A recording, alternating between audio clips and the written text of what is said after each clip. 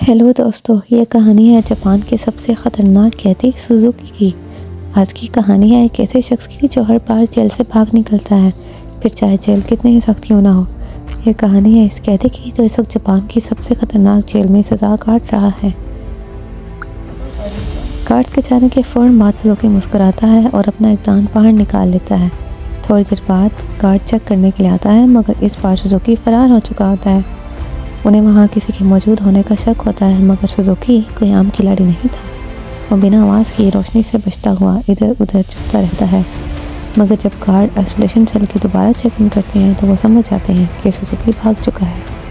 उसके बाद बाकी के गार्ड्स को बुलाया जाता है और देखते ही देखते भीड़ इकट्ठा हो जाती है। जब सुजुकी छत से भाग रहा होता है तो ज़ोर ज़ोर से जेल के सायरन बजने लगते हैं। अचानक ज़ोरदार बारिश शुरू हो गई और हमें पीछे की कहानी दिखाई जाती है। 12 साल पहले जब चंद कैदियों को जेल में लाया गया था तो उनमें एक सुजुकी भी था जो इस साल 10 साल की सज़ा काटने आया था। क्योंकि वो कुछ भी नहीं बोलता था तो लोगों को लगता था कि वो गूंगा है। उसकी छाती पर माउंट फैजेट का उल्टा टैटू भी होता है। सुजुकी उस वक्त भी जेल से भागने के लिए मशहूर था और वो 3 दफ़ा ये अटेम्प्ट कर चुका था। उसके बाद सुजुकी को एक कमरे में लाया गया जिसमें एक रोशनदान भी था।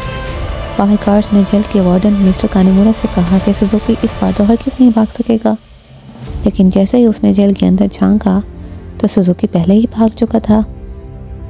उसके बाद वार्डन ने पूरे शहर को बंद करने का हुक्म दिया और गार्ड्स को कहा कि फ़ौरन उसे ढूंढ के लाया जाए। सारे गार्ड्स उसको ढूंढने निकल पड़े, मगर ये क्या 20 ही मिनट में उन्होंने उसे जा पकड़ा। पता नहीं क्यों ट्रेन की पटरी पे सीधा सीधा भाग रहा था। उसके बाद उसे वापस पकड़ के जेल में लाया गया और इस बार उसे हथकड़ियाँ लगा दी गई।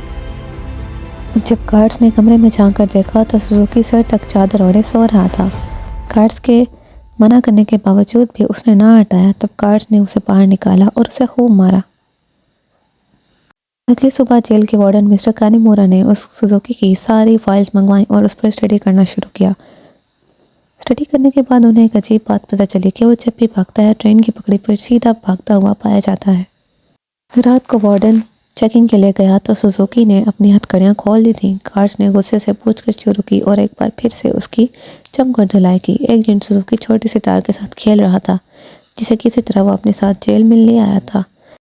सवाल तो ये उठता है कि वो उसे अपने साथ लाया कैसे, मुंह में छुपाकर या फिर जिस्म में छुपाकर।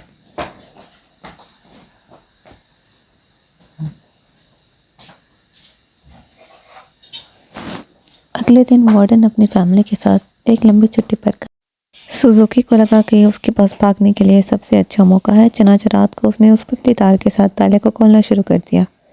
जब गार्ड्स चेकिंग के लिए आए तो उसने क्या देखा कि सुजुकी मुंह